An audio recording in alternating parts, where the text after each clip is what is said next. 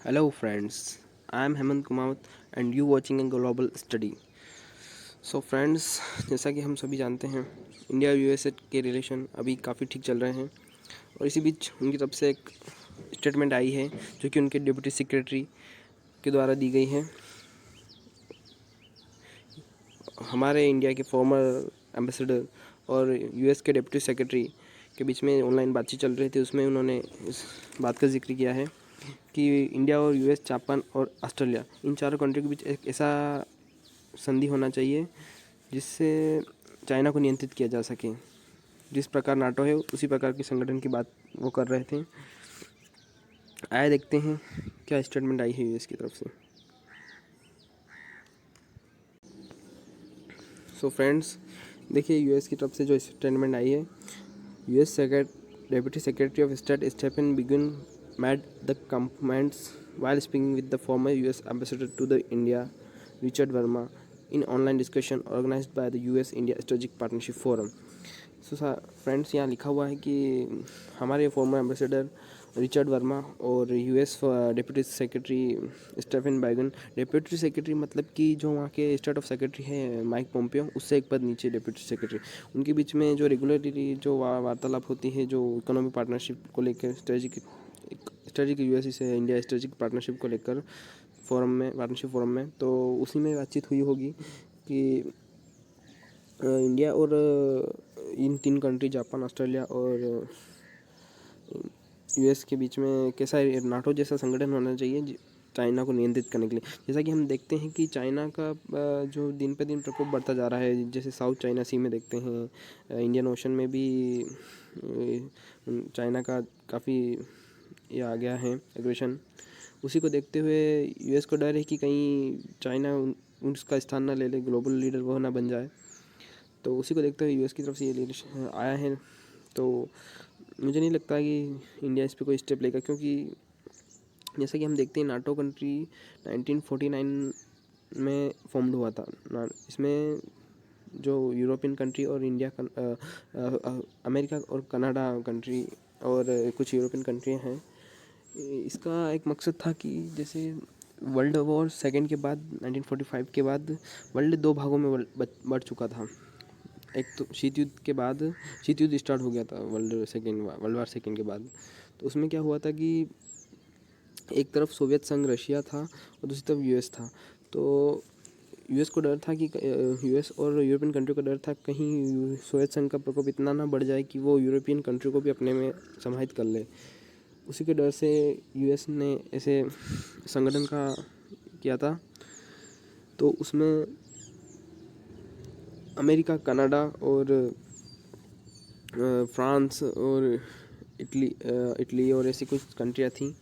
तो उसमें उन्होंने क्या कहा था कि जैसे कि अगर कोई भी कंट्री अगर नाटो संगठन की कंट्री पर अगर हमला करती है तो यूएस समझेगा कि वो हमला उस पर खुद पर हुआ है।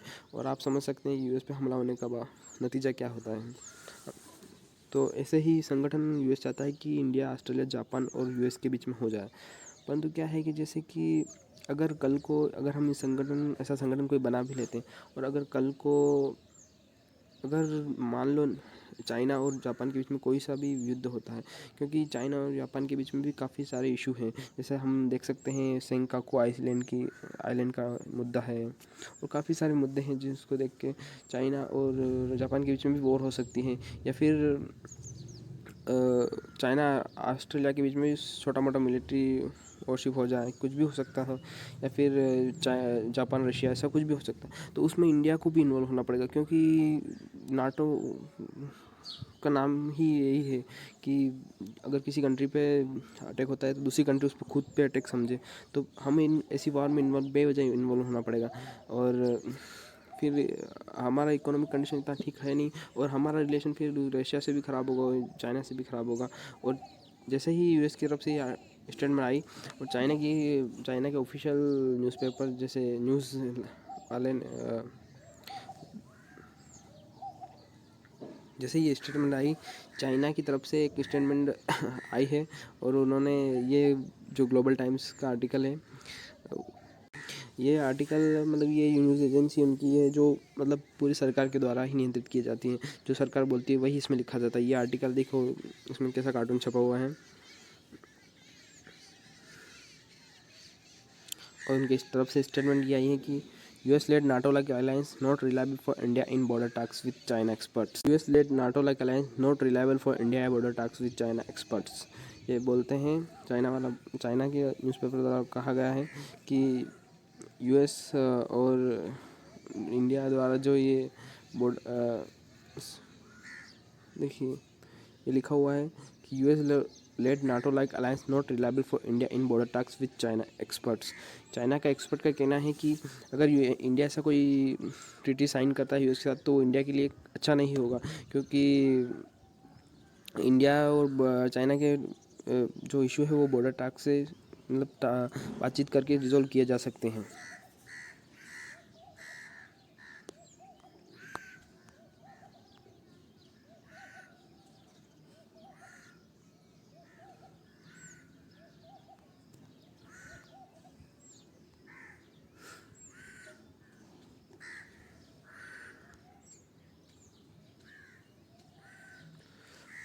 और देखिए उन्होंने बोला है कि the US has brought up again in the idea of building an alliance similar to a North Atlantic Treaty Organization with India, Australia, US and Japan and to form an anti-China network in the Indo-Pacific region।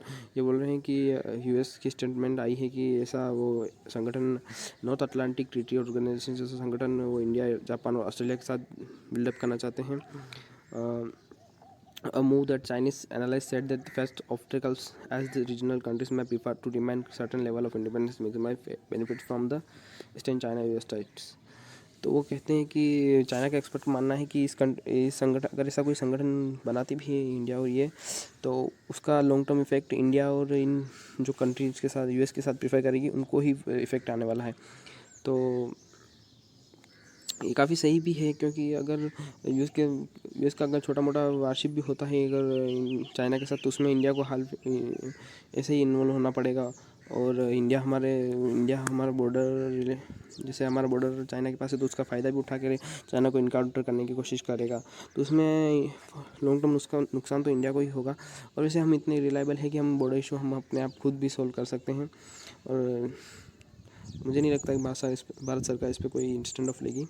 तो ये था issue. देखिए वैसे US में भी election है तो Donald Trump इसी के चलते ऑफर इंडिया को देना चाहते हैं, क्योंकि जैसा कि हम देखते हैं कि इंडिया में इलेक्शन होता है तो यहाँ पे क्या है कि हम इंडियंस को बस नेता केवल अंतर्राज्यीय मतलब जो इंडिया में घट रही है उन्हीं चीज़ों के ऊपर चुनाव लड़ते हैं, लेकिन US और यूरोपियन कंट्री ऐसा नहीं है। उनका 50% मोटो इलेक्शन लड़ने का जो मुद्दे रहते हैं वो बाहर के रहते हैं, जैसे वो संधि किस राज्य किस कंट्री से कैसी संधि बनाएंगे, कैसा क्या अमेरिका US रिलेशन कैसे हैं, अमेरिका सऊदी अरब रिलेशन कैसे हैं, ऐसे US में चुनाव आधे ऊपर रहते हैं। जैसा कि हमने देखा अभी कि थोड़े दिन पहले ही 1 साल पहले US ने अपने सोल्जर्स अफ़गानिस्तान से हटाए थे। वो काफ़ी साल से 10 साल से ऊपर सोल्जर्स यहाँ पे डिप्लॉय थे, तो उन्होंने एक वादा किया था अपने चुनावी प्रचार में पहले कि हम वहाँ से अगर जीत जाऊँगा तो वहाँ से सोल्जर हटाऊँगा, तो वहाँ से हटाए। तो ऐसे मतलब उनके वादे अब आधे से ऊपर मतलब 50 से 60% चुनाव उनको मतलब फॉरेन रिलेशन के ऊपर लड़ना पड़ता है। तो हमारे यहाँ की लोगों को समझ नहीं है कि फॉरेन रिलेशन क्या होता है, हमें बस हम कंट्री का ही देता है, और हम इतना मतलब ये नहीं है, जागरूक नहीं है कि हम फॉरेन रिलेशन के बारे में भी सोचें, क्योंकि इकोनॉमिक जो कंडीशन रहती है ना वो क्योंकि जो इकोनॉमिक कंडीशन रहती है ना वो डिपेंड करती है फॉरेन रिलेशन पर। जितना हमारी दूसरी कंट्री के साथ अच्छा व्यवहार रहेगा उतना हम एक्सपोर्ट और बिजनेस में ज़्यादा कर पाएंगे, दूसरी कंट्री हमारे यहाँ की ज़्यादा इन्वेस्टमेंट कर पाएगी। तो यह था आज का टॉपिक, और ये मेरा फर्स्ट वीडियो भी है, तो please like share and subscribe. And मुझे लगता है कि काफ़ी गलतियाँ भी हुई है इसमें, लेकिन अगली वीडियो में, और मुझे लगता है काफ़ी गलतियाँ भी हुई है इसमें, और मुझे